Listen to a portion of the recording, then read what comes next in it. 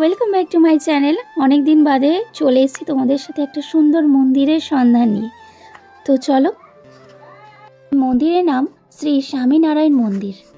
কলকাতার বুকে এত সুন্দর একটা মন্দির রয়েছে, না এলে জানতেই পারতাম না। তোমরা যারা আসতে চাইছো তারা এই ফুল ভিডিওটা দেখতে থাকো। তোমাদেরকে সমস্ত কিছু ডিটেলসে শেয়ার করব। কোথা থেকে আসবে, কিভাবে আসবে, সম্পূর্ণ ভিডিওতে দেওয়া থাকবে। মন্দিরে প্রবেশ করেই ডান দিকে সোজা চলে আসবে, এখানে কিন্তু গাড়ি পার্কিংয়ের জায়গা। তোমরা এখানে গাড়ি পার্কিং করতে পারো। এই মন্দির সকালে খোলে 7:30টার সময়, আবার দুপুর 12টার সময় মন্দির বন্ধ হয়ে যায়। বিকেলে মন্দির খোলে ঠিক বিকেল 4টের দিকে, আবার 4টে থেকে 6টা অবধি মন্দির খোলা থাকে।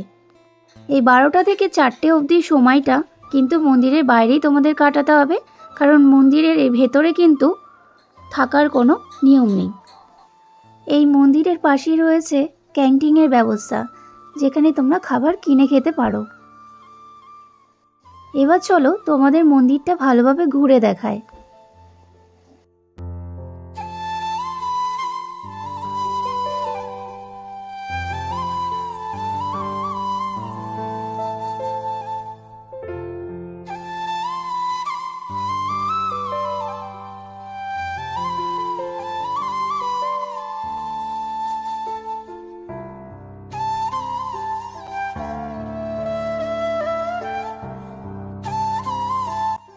এই এত সুন্দর একটা মন্দির রয়েছে আমাদের এই কলকাতার বুকে, জোকাতে।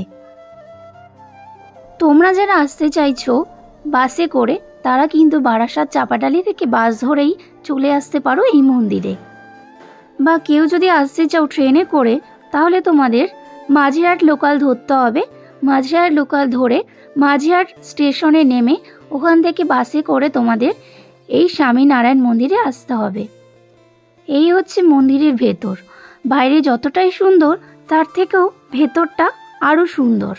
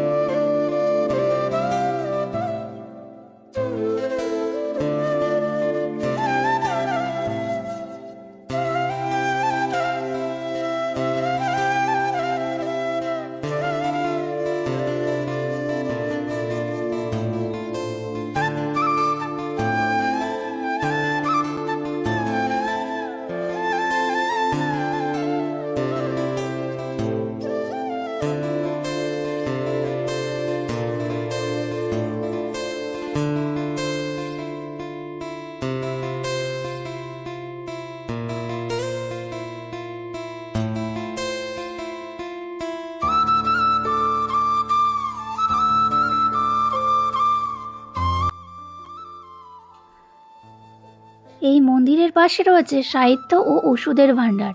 এর ভেতরটা চলো তোমাদেরকে ঘুরে দেখাই। এর ভেতরে কিন্তু বিভিন্ন রকমের বই, ঔষধ, আরও কিন্তু অনেক শোপিস টাইপের জিনিস তোমরা এখান থেকে কিনতে পারো।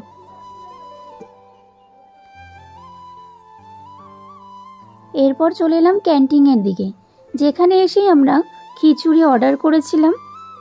আর খিচুড়ির সাথে দিয়েছে এই যে চাটনি।